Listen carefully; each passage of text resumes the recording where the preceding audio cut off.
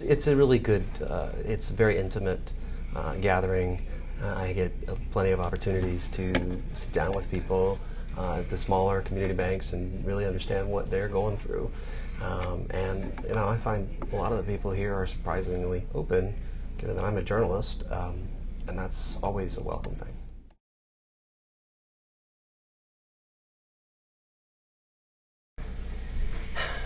I always tell people the usual stuff. Keep a close eye on your credit and know what your rights are in terms of your protections.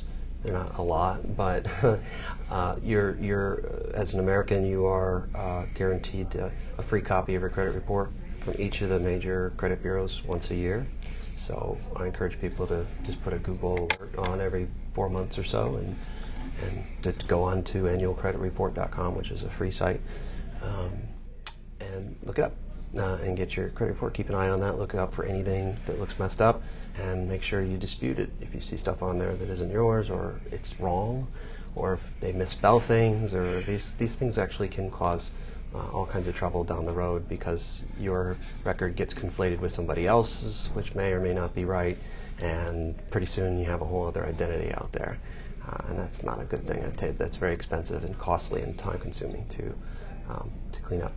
So that's one, and I always tell people while you're at it, file a fraud alert.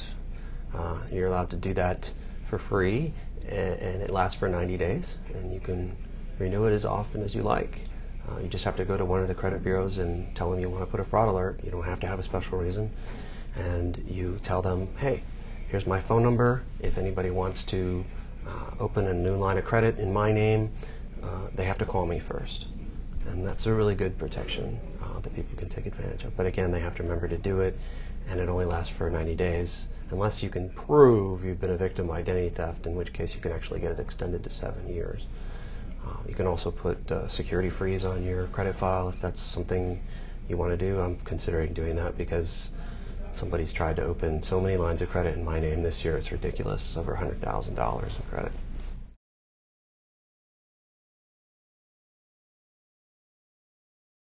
The dark web has been around for many years. This is a technology that was developed by the U.S. Navy, actually. And there are different types of dark webs as well. There's another, everybody's talking now about Tor. There's another dark web called I2P, which is very interesting. It runs on a completely different technology. And, they're all, so basically the dark web is essentially a place where you can go on the internet, only it's not actually on the internet. You have to use specialized software, and then only then can you get access to these sites that are on the dark web.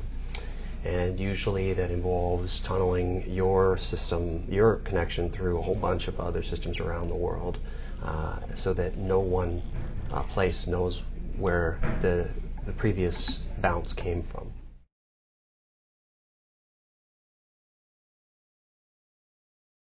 I tell people my 3 rules are: if you didn't go looking for it, don't install it. That gets people out of a lot of trouble. If you installed it, make sure you update it. If you don't need it anymore, get rid of it, because it's one less thing you got to worry about fixing all the time. So those are my kind of big 3 pet issues I tell people. What else? Do not use the same password over and over again at different sites. Or if you do, maybe it's okay if it's just like a bunch of, sites that, like news sites where you want to leave a comment or something like that's fine, whatever. But any kind of information that, any kind of site that holds personal information about you or financial information, don't reuse that password anywhere else. And think in terms more of not passwords but passphrases, because passphrases are much, much harder to crack. The tools that the bad guys use to, when they break into a company and steal their user database, the tools that they use to crack those passwords, they're brute force attacks. They rely on heavy computational power. But even those systems, even the advanced cracking systems today, which are actually pretty sophisticated and very powerful, they can try tens of millions of combinations of passwords per second.